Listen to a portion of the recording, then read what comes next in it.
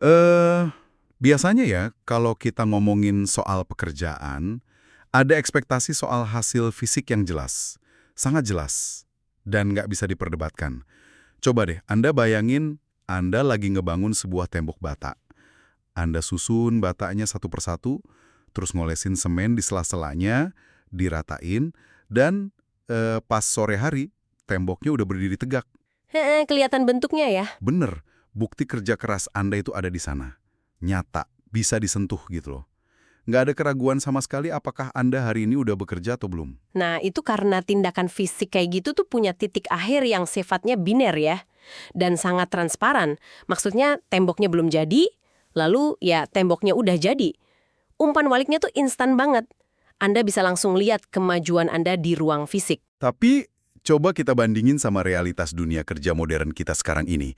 Apalagi buat Anda para pekerja pengetahuan atau knowledge workers. Anda duduk, buka layar laptop, dan tiba-tiba batasan antara sedang bekerja dan sekedar bersiap untuk bekerja itu ya menguap gitu aja. Mengabur banget memang. Iya kan? Tembok bata yang solid tadi seakan hilang, pecah jadi ratusan tab peramban web, aplikasi pengelola tugas yang ribet, dan pesan obrolan yang nggak ada habisnya. Makanya hari ini, di eksplorasi mendalam kita soal budaya kerja modern, kita bakal ngebongkar sebuah krisis yang secara kritis disebut sebagai pornografi produktivitas atau productivity porn. Topik yang sangat relevan buat kita semua nih kayaknya. Sangat relevan. Kita udah ngumpulin setumpuk artikel esai analitis, riset psikologis, pokoknya banyak sumber untuk membedah ini. Nah, sebagai awalan, coba deh Anda jujur pada diri sendiri. Siapa di antara Anda yang pernah menghabiskan waktu katakanlah 3 jam penuh di hari Minggu sore cuma buat ngatur kode warna di kalender digital Anda? Wah, saya rasa banyak banget yang tersindir nih. Pasti. Terus mindah-mindahin tenggat waktu, bikin label baru, lalu nutup laptop dengan perasaan super lelah seolah-olah Anda baru aja nyelamatin dunia, padahal kenyataannya belum ada satupun pekerjaan nyata yang beneran selesai. Ya ampun iya, saya rasa siapapun yang kerjanya nggak ada pelayar pernah jatuh ke lubang itu. Dan menariknya, ada penjelasan neurologis loh, kenapa ngatur kode warna kalender atau sekedar nonton video orang lain belajar di YouTube itu kerasa sangat memuaskan. Oh, ada penjelasan ilmiahnya. Produktivitas itu bermutasi, ya jadi bentuk prokrastinasi tingkat tinggi.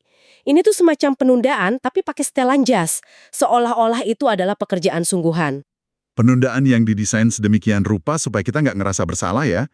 Terus gimana persisnya otak kita ditipu sama sistem ini? Ini semua berakar pada manipulasi dopamin.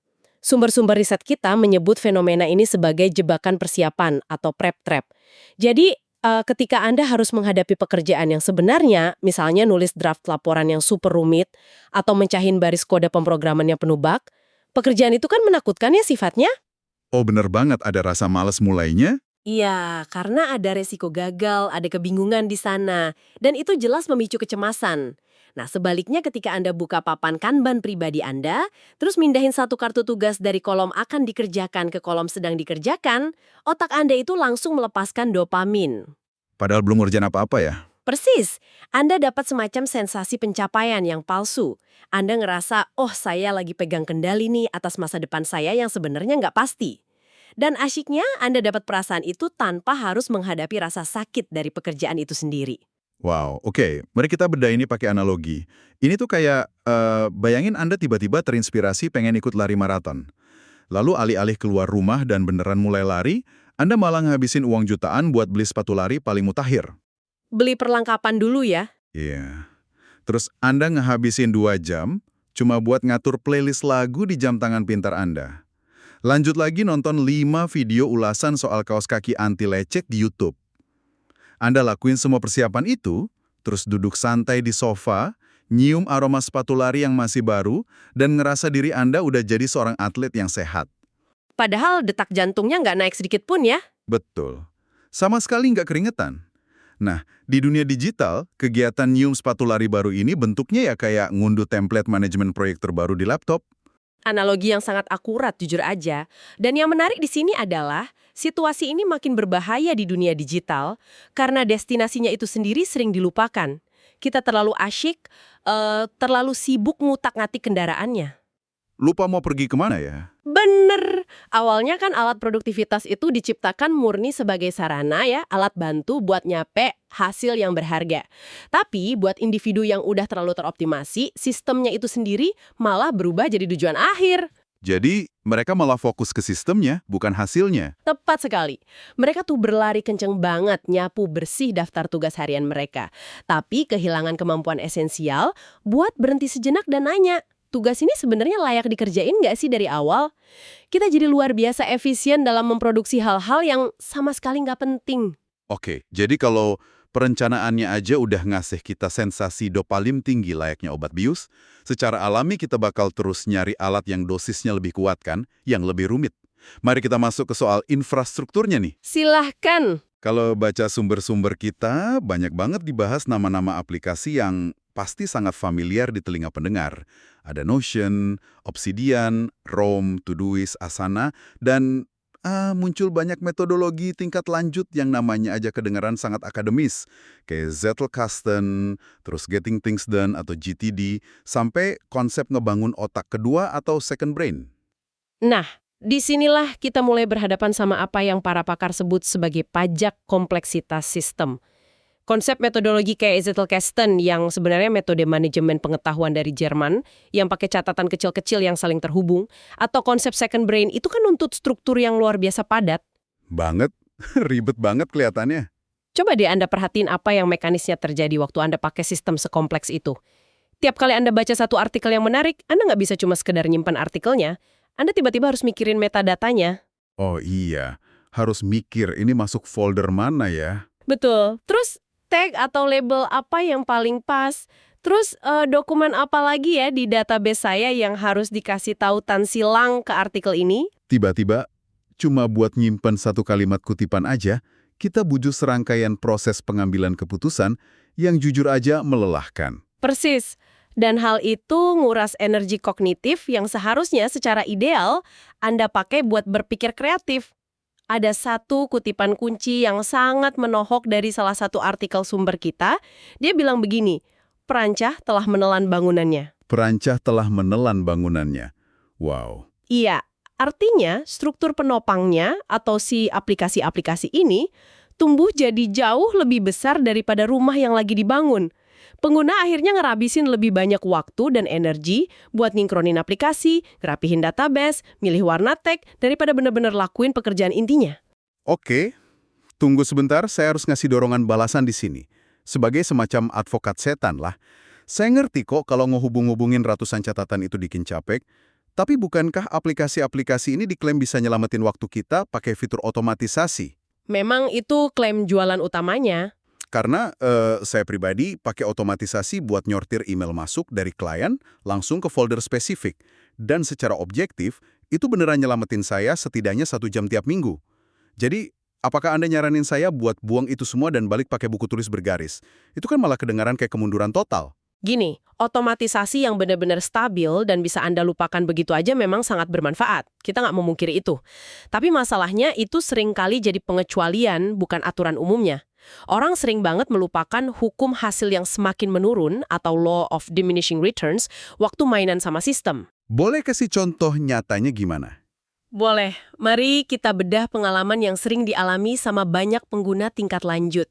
Katakanlah seseorang habisin hari Minggu mereka dari pagi sampai malam buat ngerangkai integrasi API yang rumit antara kalender mereka, aplikasi daftar tugas, sama database Notion. Oke. Otomatisasi super canggih itu mungkin beneran ngirit waktu mereka sekitar 2 menit lah setiap hari. Lumayan kan? Tapi minggu depan, tiba-tiba ada satu pembaruan perangkat lunak sepele yang bikin tautan API itu rusak. Error. Bencana tuh biasanya. Nah itu, sekarang di tengah-tengah hari kerja hari Selasa yang lagi sibuk-sibuknya, orang ini terpaksa ngehabisin 3 jam penuh cuma buat mendebug dan ngeberesin sistem yang rusak itu. Astaga. Jadi waktu yang katanya dihemat itu sebenarnya cuma waktu yang dipinjam ya, dan harus dibayar lunas pakai bunga yang gede waktu sistemnya ngadat. Tepat sekali. Kesederhanaan lah yang sebenarnya ngurangin pajak pemeliharaan sistem. Sistem sederhana kayak daftar tugas biasa, seringkali ngalahin dashboard canggih multilapis.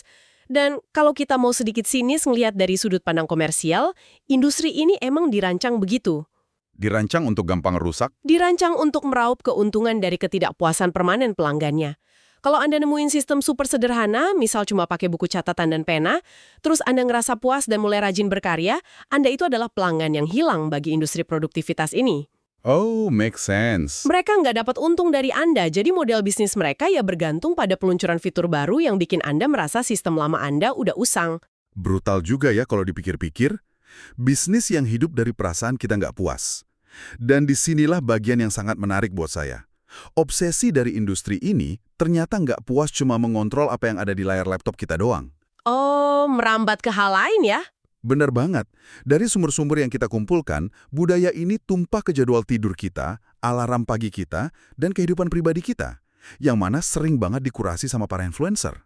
Ya, kita mulai masuk ke area yang oleh para kritikus disebut sebagai fetish rutinitas pagi. Fetish rutinitas pagi. Istilah yang tajam ya? Tapi emang gitu kenyataannya. Di dalam ekosistem ini, rutinitas pagi itu udah diangkat jadi semacam sakramen suci. Kayak syarat wajib kalau mau sukses. Dan standarnya itu hampir selalu seragam di mana-mana. Harus bangun jam 5 pagi kan? Wajib bangun jam 5 pagi, terus melakukan paparan dingin kayak berendam di air es, nulis jurnal rasa syukur, meditasi, minum suplemen khusus, dan ini semua harus selesai sebelum matahari terbit. Dan tentu aja, haram hukumnya lihat email kerjaan sebelum semua ritual itu kelar. Nah, ini dia hal yang paling bikin saya geleng-geleng kepala.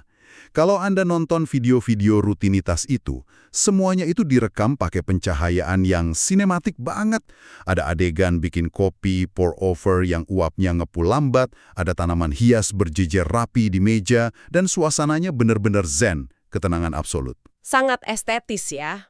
Tapi kan, ruang kerja estetis yang tersaji di kamera itu sama sekali nggak mencerminkan realitas bagaimana produksi kreatif itu benar-benar terjadi di dunia nyata.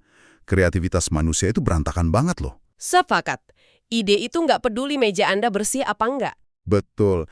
Ide terobosan itu seringkali ngehantem Anda waktu lagi asyik mandi, atau pas lagi setengah sadar mau tidur, atau waktu lagi umpel-umpelan di dalam bus kota. Jadi memaksakan proses berpikir kreatif buat masuk ke dalam blok waktu estetis yang udah dijadwal, itu jujur aja justru berisiko mencekik kreativitas itu sendiri. Apa yang Anda soroti ini sangat valid. Ini memvalidasi konsep yang kita sebut kesesatan guru atau guru fallacy. Kita harus selalu ingat bahwa para influencer ini pada dasarnya sedang menjual sebuah pertunjukan. Mereka ngejual gaya hidup yang dikurasi untuk tujuan komersial semata, bukan realitas cara kerja yang sebenarnya. Jualan mimpi ya jatuhnya. Iya, mengkopi mentah-mentah rutinitas seorang YouTuber solo yang nggak punya tanggungan dan kerja di ruang estetis, itu adalah kesalahan logis yang benar-benar ngabaikan bioindividualitas kita. Bioindividualitas ini maksudnya kondisi spesifik tiap orang kan? Betul, mengabaikan realitas sosioekonomi orang-orang. Coba deh, pikirkan soal seorang ibu tua yang punya balita yang masih sering tantrum tengah malam, atau seorang pekerja kantoran yang harus ngehabisin waktu 2 jam transit berdesakan di kereta komuter tiap pagi. Terus ada influencer ngeberitahu mereka bahwa alasan karir mereka mandek karena mereka kurang disiplin bangun jam 5 pagi buat berendam air es. Itu bukan cuma nggak logis, tapi kejam sebenarnya. Kejam banget. Nggak ada bukti ilmiah pun yang nunjukin rutinitas itu benar-benar ngehasilin keluaran produktif yang lebih baik buat semua orang.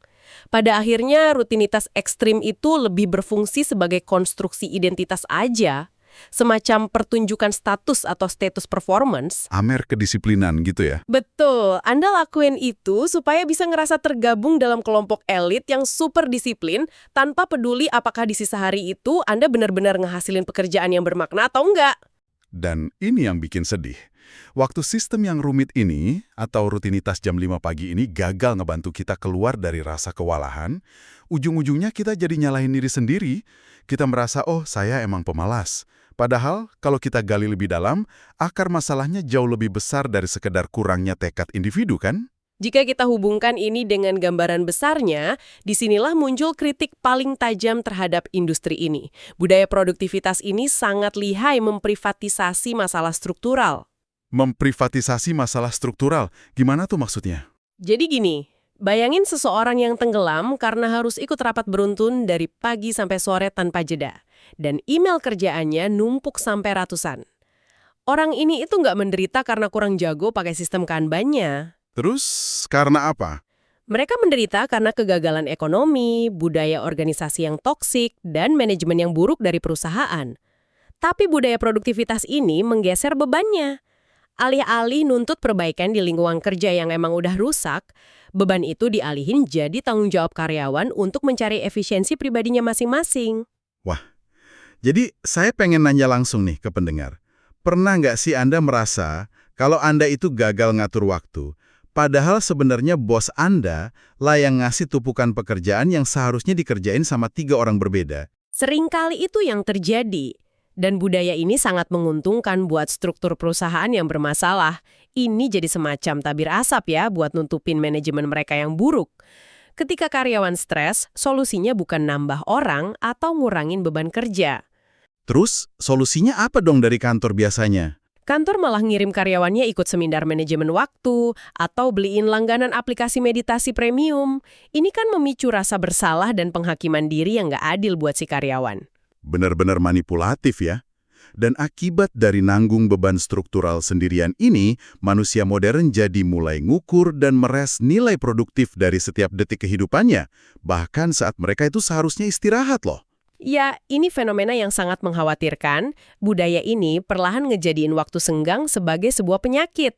Kita mematologisasi waktu istirahat. Tidur aja sekarang direduksi jadi metrik performa kan? Awalnya cuma buat seneng-seneng, tiba-tiba diubah jadi kandidat bisnis sampingan. Dan liburan keluarga direduksi cuma jadi sekedar strategi recharging biar bisa kerja lebih keras lagi nanti. Parah banget. Ini disebut sebagai bias quantification atau quantification bias. Sistem hanya akan menilai dan ngehargain hal-hal yang bisa diukur dengan angka. Berapa banyak email yang dibalas, berapa mil yang ditempuh, berapa kata yang ditulis.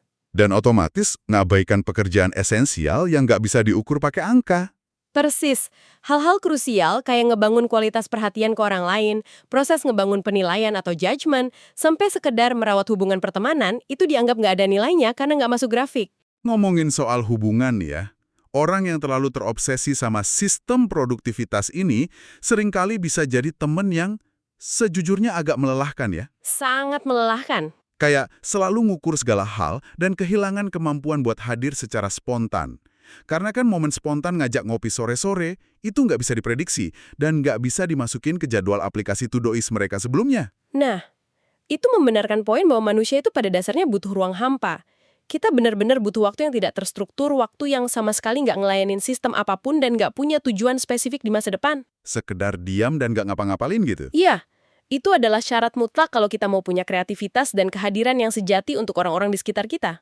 Oke, kita udah ngebongkar semua ilusi dan jebakannya dari awal tadi, terus apa arti dari semua ini? Apa yang seharusnya Anda, pendengar kami, lakukan hari ini supaya bisa benar-benar nyelesain pekerjaan penting Anda tanpa terjerumus lagi ke jurang productivity porn? Ada satu catatan penting yang wajib kita tegaskan. Sistem produktivitas itu sendiri bukanlah sesuatu yang jahat. Alatnya itu netral. Maksudnya ada yang beneran butuh ya? Tentu, untuk penderita ADHD misalnya, atau manajer proyek yang nanganin masalah kompleks tingkat tinggi, punya struktur eksternal yang simpel itu sangat menyelamatkan.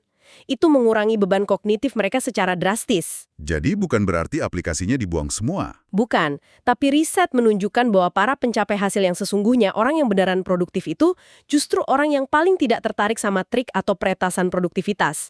Mereka biasanya pakai alat yang sangat ngebosenin dan sederhana. Kayak kalender dasar atau buku catatan biasa gitu.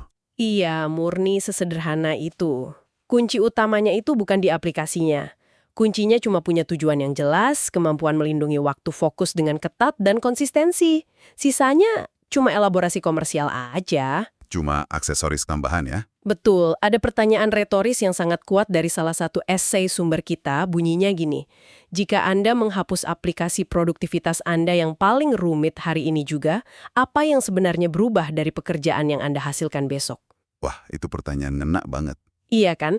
Jika jawabannya adalah tidak ada yang berubah, maka sistem yang selama ini Anda banggakan itu bukanlah solusi Anda, melainkan distraksi utama Anda. Luar biasa. Jadi, mari kita rangkum. Kehidupan yang baik, kreativitas yang bermakna, itu sama sekali tidak ditemukan di ujung kalender yang teroptimasi secara sempurna. Nilai diri Anda tidak ditentukan oleh tingkat efisiensi Anda. Sepakat. Produktivitas itu seharusnya cuma jadi efek samping yang sangat sederhana dan mungkin terkesan membosankan dari melakukan pekerjaan yang bermakna secara konsisten dari hari ke hari. Kembali ke fungsi asalnya ya. Benar. Dan sebelum kita tutup eksplorasi kita hari ini, saya pengen melempar satu pemikiran provokatif terakhir. Sesuatu yang menantang dan belum kita bahas secara eksplisit. Apa tuh? Jika efisiensi total adalah ilusi yang selama ini dijual kepada kita, coba deh Anda tanyakan pada diri Anda sendiri hari ini.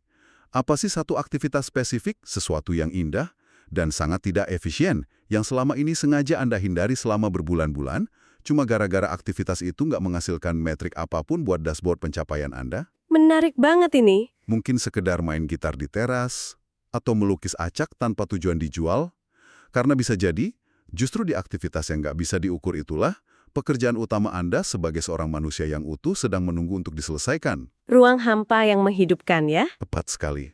Silakan renungkan pertanyaan itu di waktu luang Anda yang tak terstruktur hari ini. Terima kasih sudah menemani eksplorasi mendalam kita kali ini, dan sampai jumpa.